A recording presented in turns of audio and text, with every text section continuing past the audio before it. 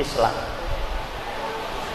menyerang kaum muslimin, menyerang Pancasila, sekaligus akan mengambil alih Indonesia. Puncaknya adalah tahun 64.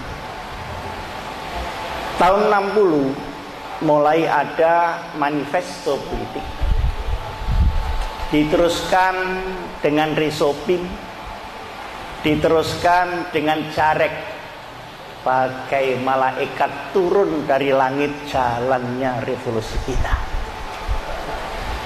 Ada tahun Viri Pericoloso, tahun 64, tahun berdikari.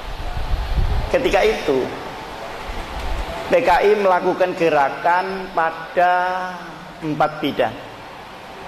Pertama bidang militer, kedua bidang politik, yang ketiga bidang ekonomi, dan yang keempat bidang kebudayaan.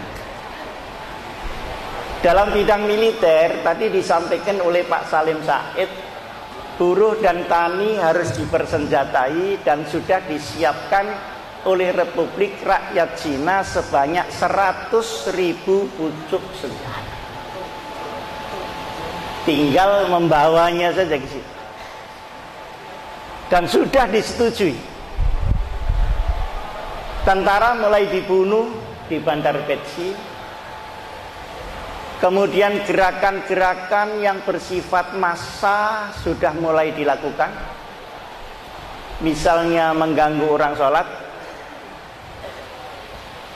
Lalu yang kedua, gerakan politik. Tahun 64 itu sudah siap, namanya Dewan Revolusi.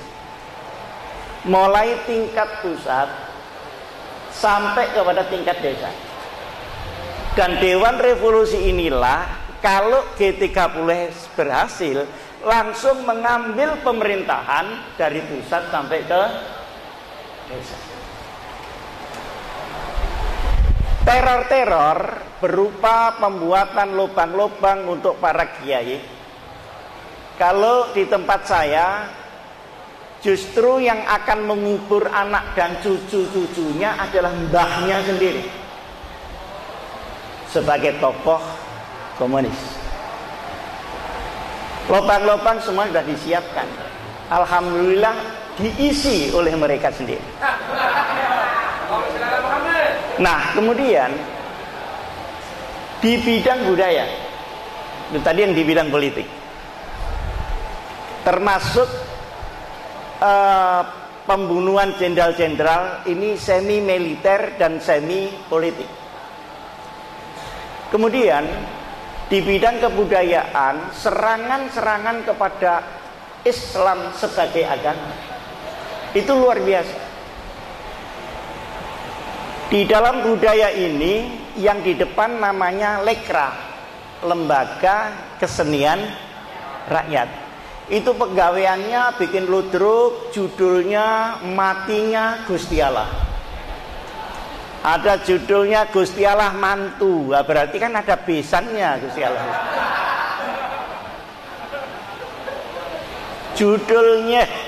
Judulnya Nabi Muhammad minta pensiun. Itu yang dikemukakan. Jadi hujatan-hujatan kepada agama itu luar biasa. Inilah yang melatar belakangi lahirnya Undang-Undang Nomor 1 Tahun 65. Undang-Undang Nomor 1 Tahun 65 itu isinya larangan menghujat agama. Karena sudah hampir bentrok ini di mana-mana. Dan pada waktu itu Menteri Agamanya Alam Shah. Jadi asbabun nuzul Undang-Undang Nomor 1 itu karena penodaan kepada agama luar biasa. Nah,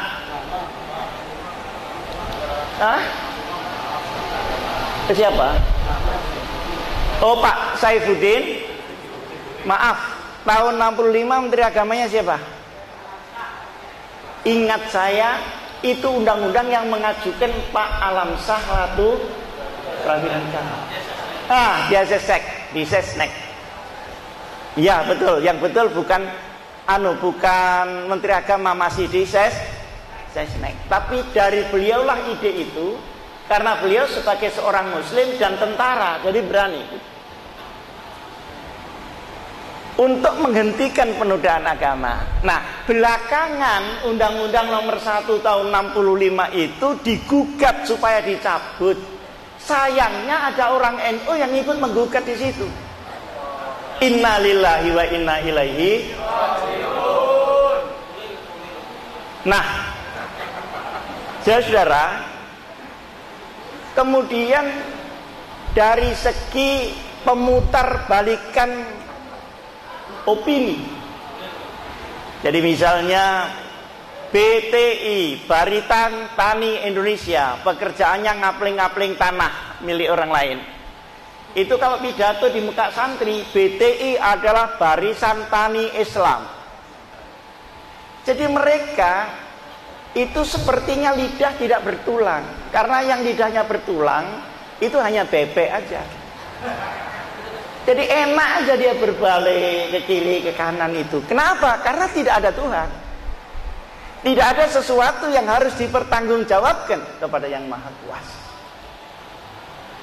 Nah, saudara-saudara, di bidang ekonomi, pengerusakan ekonomi, penghancuran sektor-sektor ekonomi vital, kemudian gelombang-gelombang untuk menghantamkan buruh kepada majikan, semuanya terjadi untuk runtuhnya ekonomi itu, karena prinsip yang akan dibangun adalah komunisme proletariat, di mana masing-masing orang tidak boleh punya hak apa-apa kecuali hidup kepada negara. Maka seluruh alat produksi harus dihancurkan terlebih dahulu.